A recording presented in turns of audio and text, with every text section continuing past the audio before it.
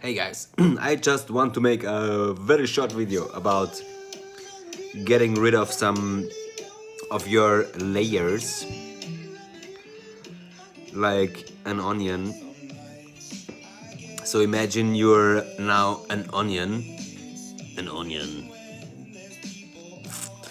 and you have some layers around you, some, man, okay, need to make the sound a little bit lower. It's good music, by the way.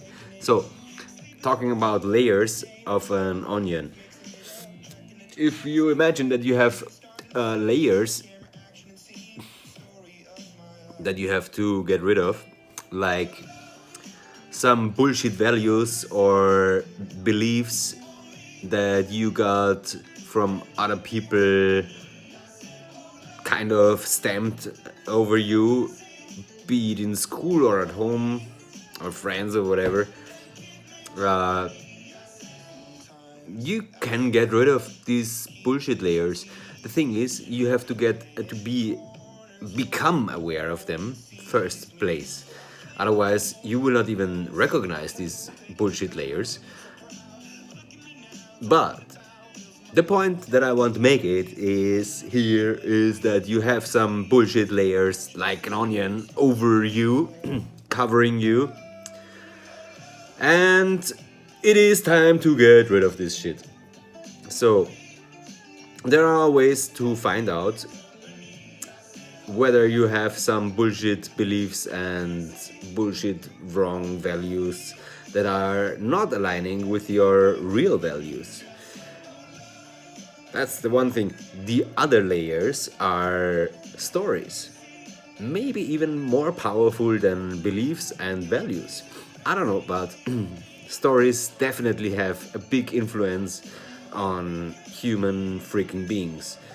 So think about the underlying stories or main theme story that brought you in your life to the place where you are at right now.